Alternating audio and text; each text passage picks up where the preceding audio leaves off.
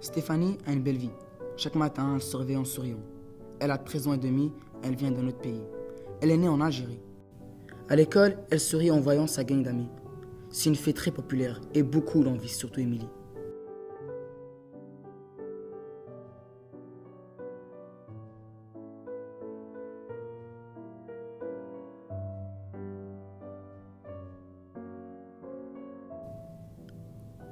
L'école n'est pas un problème pour elle.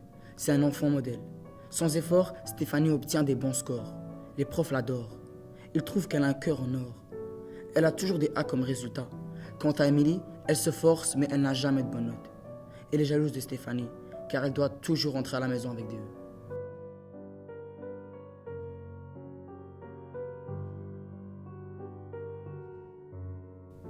Stéphanie est toujours bien entourée. À la pause, elle est toujours en train de s'amuser. Émilie à l'autre bout la regarde d'un air jaloux. À chaque fois que Stéphanie se trouve seule, Émilie en profite pour rire de sa gueule.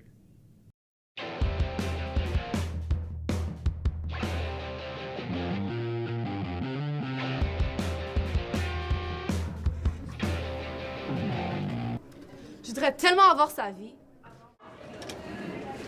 Pourquoi elle me fait ça? Leurs vœux se sont exaucés et elles se sont transformées.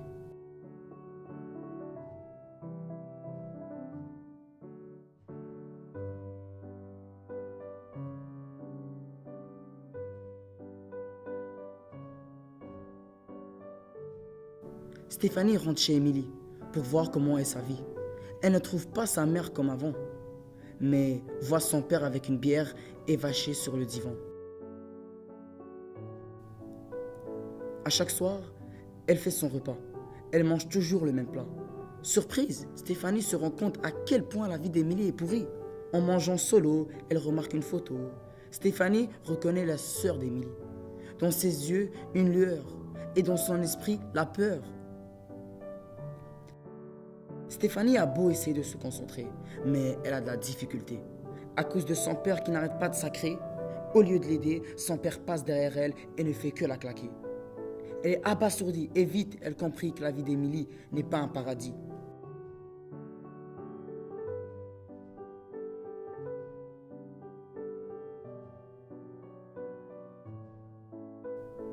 Elle dormait paisiblement quand soudain ses parents la réveillent en criant. Ils s'engueulent et il n'est que 2 heures du matin. Stéphanie n'est plus capable. Elle veut reprendre sa vie normale. Elle comprend finalement la jalousie d'Émilie et se dit qu'elle devrait peut-être lui donner un coup de main. C'est rendu au tour de Stéphanie de se sentir seule et fatiguée. C'est alors qu'elle voit Émilie au loin, en train de lui tendre la main pour apaiser ses chagrins.